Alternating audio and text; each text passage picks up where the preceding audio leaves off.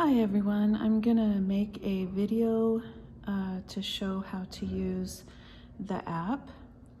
Right here, as you just scroll down slightly and you see the digital clock. So if you use this method, you need to clock in when you get to the job site and clock out when you get off work. But first, before you clock in, you have to press edit, and then you can see that you can here that you can put the job in for job costing. Once you get there, then you can just punch a job. I'll just put in shop for now, and you can see that it shows up right there, or you can put the number in 164. So you need to do that first when you're using the digital clock to clock in and out. And then you just click on clock in, and then at the end of the day, you'll see the clock out. Very simple, but you gotta use that but you've gotta do it like I said, you can't use this if you are waiting to put your time in at the end of the day. So if you want to put your time in at the end of the day or at the end of the week, you go to the menu, click on time and attendance, and then you'll see the digital clock again. And then you just scroll down and you'll see the pay period, July 15th through July 28th. That's the pay period we're in now. And so to enter your time, I'm gonna go to, let's see, the next week. There we go. So to enter your time, you would need to edit, and then you click on the day. Let's say Monday the 31st. And it may not there we go. And so then you'll see that there's a clock in time, and then you can just type in your clock out time. And you always want to put the PM. I put a space. The AM, PM, make sure that those are correct, because if you don't, it messes up. And then you can write a note if you want to, or not. Also, in the organization, org, it says here, it has what you do, a painter, wall cover, office, or clerical is what I am. And then under job costing is where you put your jobs in. And you just can type in the number of the job, like I showed you earlier. I put in shop, or you can put in, I believe mine is, oops. Well, I'll just type in shop and I'll show you what.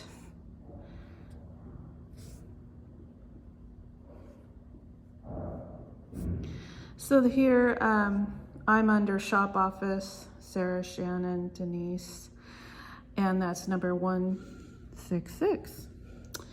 So then it kind of looks like, well, what do I do? How do I save this? So you just scroll up a little bit and you save. I'm not gonna save this, but it'll show up in the blue for you to save it. Well, I'll save it for purposes here. And then let's say you needed to work the same day. Well, how do you add work on? For instance, a lot of you guys have drive time. So let's say, yeah, you're driving up to, or I'm driving up to Seattle. So I'd want to add entry. And so you punch your time in, time out, and you put in your assignment. I'm gonna cancel that. See how the save is gray? Because I didn't put anything in. So it'll show up as blue when it wants you to save. I'm gonna cancel that.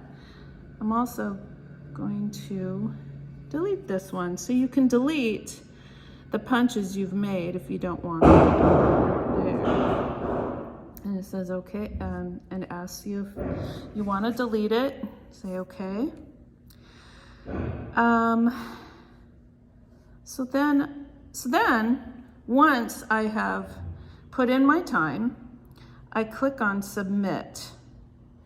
The blue submit, it's going to show up after you enter your time. So if you enter it on a daily basis, it's always going to ask you to submit, and you can do that. And then when you come back into it the next day, I'm going to leave and go to my, going to this week's. So I didn't submit anything, but let me cancel that. Hold on.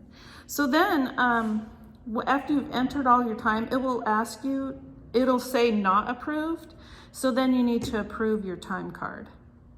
Okay, so each time you enter all of your time, you submit and then you approve. Okay, and then if you, let's see, if you want to enter sick time, you go to calendar. See the calendar here? Click on that. And then it'll give you your time off amounts there. And it'll also put in the day. But what you can do is you just click on view all. And then you request time off. And you just do it like you select here the little arrow, and it says vacation or sick. So you choose whichever one there. And then you put in the dates. And then you would submit it once you're done, but I'm going to cancel. And then to go to the other screen that you were on, well, also you can look at your requests and your accrual history. And then to exit out of there, you just click on the little X at the corner. And there you have it. I'm going to try to share this on YouTube and we'll see how this goes. Okay, guys? So if you have any questions, just let me know. This is always the menu. And then you hit the dashboard to get to the front. And it also shows you where you can get some training, but I don't have that in there yet. And upcoming events. And any documents you have. And check stubs. So there you have it. Let me know if you have any questions.